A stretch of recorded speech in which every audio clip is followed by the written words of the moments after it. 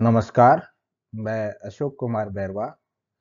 प्यारे विद्यार्थियों, हम आर्थिक वनस्पति विज्ञान या इकोनॉमिक बॉटनी पढ़ रहे थे।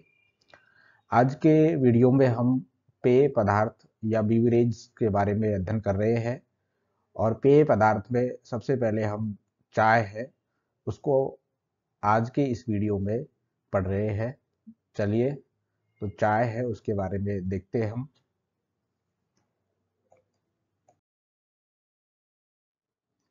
सबसे पहले तो पेय पदार्थ है, इनका सामान्य परिचय हम देख रहे हैं कि जो पेय पदार्थ है वो कहते किसे हैं। तो पेय पदार्थ अल्कोहल एल्केलॉइड युक्त हल्के उत्तेजक पेय पदार्थ होते हैं, जिनको पीने से मनुष्य की जो ताजगी है, उत्तेजना है, वो बढ़ जाती है।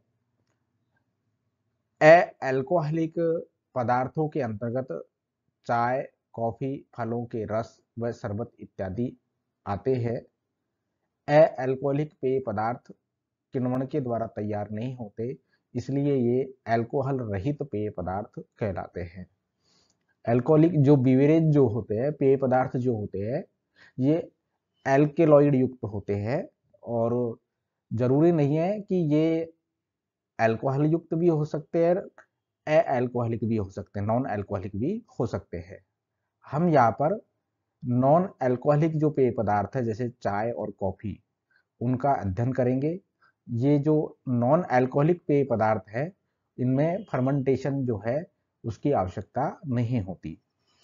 तो चलिए, सबसे पहले हम लेते हैं चाय। सामान्य परिचय, जनरल इंट्रोडक्शन। तो चाय के बारे में आज हम देख रहे हैं। चाय का वानस्पतिक नाम की अगर हम बात करें, तो इसका जो वानस्पतिक नाम है वो कैमेलिया साइनेंसिस होता है। इसको देसी नाम जो है चाय हम बोलते ही है।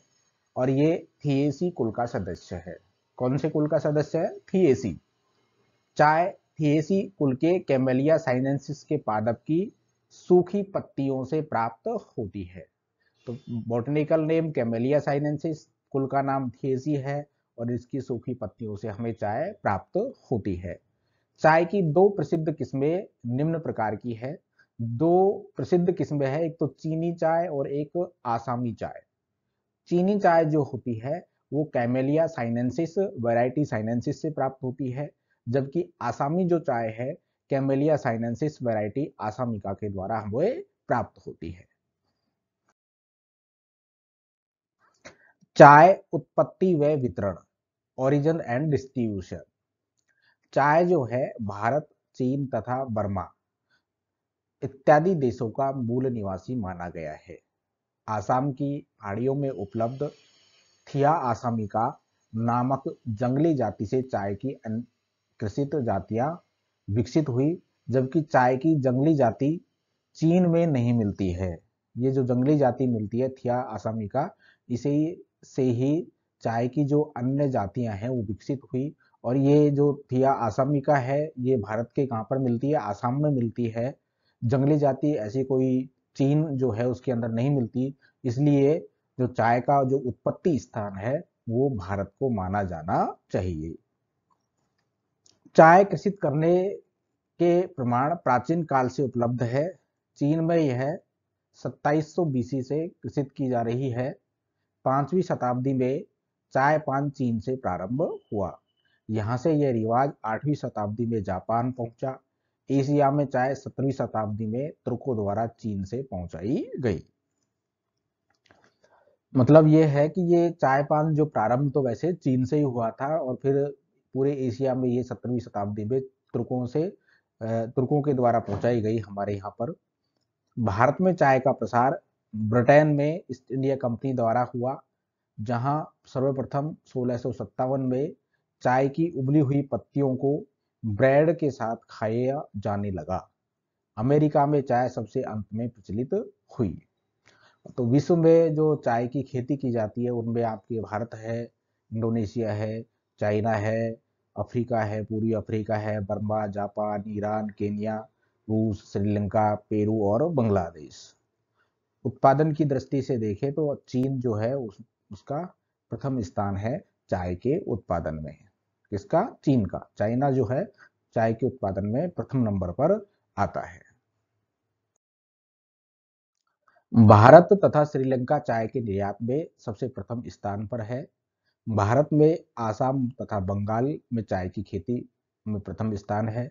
भारत में चाय की खेती निम्न राज्यों में की जाती है, जैसे आसाम, बंगाल, केरल, कर्नाटक, देहरादून, कांगड़ा और कुमायूं, इन क्षेत्रों में चाय है उसकी खेती की जाती है। विश्व में अगर देखें उत्पादन में, तो चाइना चाय के उत्पादन में प्रथम स्थान रखता है। अगर भारत में अगर ये चीज देखी जाए तो भारत में आसाम जो है उसका प्रथम स्थान आता है चाय के उत्पादन के अंदर। वानस्पतिक लक्षण या बॉटेनिकल करेक्टरिस्टिक्स, चाय जो है उसके क्या बॉटेनिकल करेक्टर्स हैं? चाय की कृषि जो है, ये चाय का जो पौधा जो होता है 1 से 1.5 मीटर ऊंचा होता है। सदाबहार बहुवर्षीय काष्ठीय झाड़ी के समान पौधा होता है, जो वास्तव में प्राकृतिक अवस्था में 10 से 15 मीटर ऊंची होती है, परंतु इसकी ऊंचाई कृषि के दौरान बढ़ने नहीं दी जाती। ज्यादा ऊंचाई पर इसको बढ़ने नहीं दिया जाता पौधे को। पत्तियां सरल होती है, भालाकार होती है, चर्मिल होती है और एकांतर क्रम में व्यवस्थित होती है। पत्तियां तेल ग्रंथि युक्त, रोमिल, हरी, क्रॉक्ची उपांत वाली होती है। इन्हीं तेल ग्रंथियों के कारण चाय सुगंधित और सुस्वाद होती है। पुष्प एकल अथवा समूह में पत्तियों के कक्ष में लगते हैं। ये चाय का पौधा आपको दिया हुआ है और इनका जो फल है वो त्रिकोष्ठीय कैप्सूल कहलाता है, जिसके प्रत्येक कोष्ठ में एक बीज स्थित रहता है। तो ये चाय जो है, चाय का जो पौधा है उसके वानस्पतिक लक्षण है। चाय की खेती, कल्टीवेशन ऑफ टी। चाय का प्रवर्धन इसके जो बीज है उनके द्वारा किया जाता है, यानी प्रवर्धन के लिए चाय है उसके बीजों का इस्तेमाल किया जाता है। सबसे पहले बीजों को पौधशालाओं में अंकुरित किया जाता है और इसमें लगभग 1 महीने का समय लगता है। अब ये जब ये अंकुरित हो जाते हैं तो फिर इनको अंकुरित पादपों को फिर क्या है, खेत में प्रत्यारोपित किया जाता है। खेत में 3-4 वर्षों में पौधे की ऊंचाई लगभग 2 से 2.5 मीटर तक हो जाती है। फिर इसको क्या किया जाता है, काट छाट करके इसकी जो लंबाई है वो 40 से 50 सेंटीमीटर तक सीमित कर दी जाती है, क्योंकि ऊंचाई पर काट देने से इसमें फिर ब्रांचिंग जो होती है उसमें वृद्धि हो जाती है, ब्रांचिंग ज्यादा होती है और फिर जो पत्तियां आती हैं और वर्षा ऋतु है उसके पश्चात नई पत्तियों की तुड़ाई एकत्र कर ली जाती है और फिर तुड़ाई शुरू कर दी जाती है। ये जो पौधा है उसके लगभग 2.5-3 साल से 4 साल बाद में मतलब चाय है उसका प्रोडक्शन शुरू हो जाता है। चाय की जो खेती है उसके लिए क्या अनुकूलन होने चाहिए, जलवायु किस तरीके की होनी चाहिए? तो ये पौधा जो है चाय का वो उष्ण कटिबंधीय और उपोष्ण पहाड़ी प्रदेश का पौधा है। वार्षिक वर्षा जो है इसके लिए 150 से 160 सेंटीमीटर चाहिए। तापक्रम 20 से 40 डिग्री सेंटीग्रेड चाहिए। मृदा की जो पीएच है वो अम्लीय चाहिए और जल निकासी प्रबंध में ह्यूमस की अधिकता चाहिए। जल निकासी है वो होनी चाहिए, पानी भरा हुआ नहीं रहना चाहिए। ढालों पर ये लगाई जाती है। 4-5 वर्ष पश्चात पहली बार चाय की पत्तियां तोड़ी जाती है। मतलब पौधा है बीजों के द्वारा प्रवर्धित हुआ, उसको लगभग पौधशालाओं में अंकुरित करवाया, अंकुरित करने के 1 महीने के बाद में फिर उसको खेत में प्रत्यारोपित कर दिया जाता है और उसके लगभग 3 से 4 साल, 4 या 5 साल जो है उसके बाद में फिर क्या है, इसकी चाय है उसकी पत्तियां तोड़ी जाती है, जो 10 वर्ष तक निरंतर की जा सकती है। 1 वर्ष में 3 से 4 बार तुड़ाई संभव है। एक तुड़ाई करने वाला व्यक्ति प्रतिदिन 40 से 50 किलोग्राम पत्तियां तोड़ता है। तरुण पत्तियों से उत्तम गुणवत्ता की चाय प्राप्त होती है। इनमें सघन तेल, टैनिन, एल्कलॉइड्स अन्य के मुकाबले अधिक पाया जाता है। अगर चाय की पत्तियों की बात करें, पत्तियों के हिसाब से फिर चाय की किस्म तैयार होती है। देखिए, पत्तियों की स्थिति उस चाय का नाम हो जाएगा, ये इसमें टैनिन की मात्रा वो कितनी परसेंट होती है। तो शीर्षस्थ कलिका तोड़ी जाती है तो ये है गोल्डन टिप्स बोलते हैं उसको, और इसमें 28% टैनिन की मात्रा होती है। प्रथम पर्ण जो है वो ऑरेंज पिकी बोलते हैं, 28% होती है, इसके अंदर भी टैनिन की मात्रा। द्वितीय पर्ण को पिकी बोलते हैं, इसमें 21% टैनिन की मात्रा होती है। तृतीय पर्ण को पिकी साउचोंग कहा जाता है, इसमें 18% टैनिन की मात्रा होती है। चतुर्थ पर्ण जो है उसको साउचोंग बोलते हैं, पिकी साउचोंग, इसमें 14% होती है। और पंचम पर्ण जो है इसको कॉनगो कहा जाता है। क्या कहा जाता है? कॉनगो प्रकार की चाय कहा जाता है।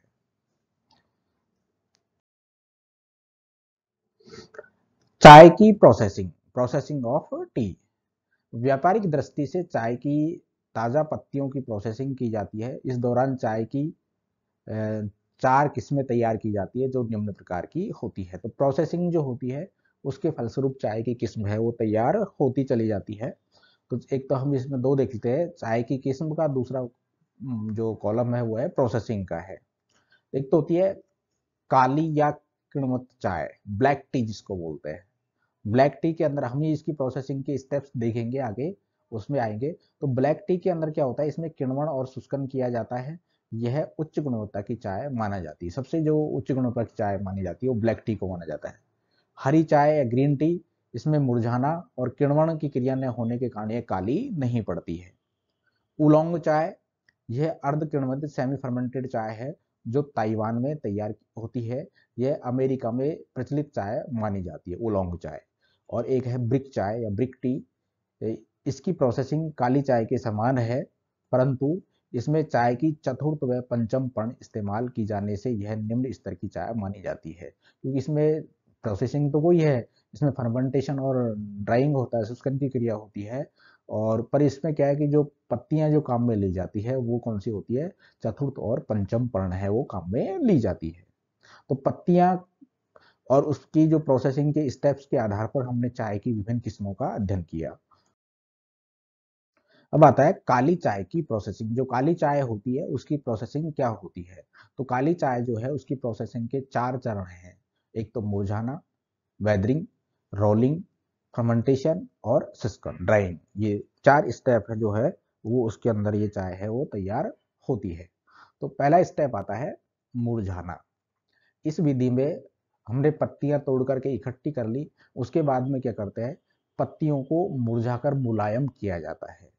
पत्तियां में मौजूद पानी का प्रतिशत 78 से 80% से घटकर मात्र 50% हो जाता है।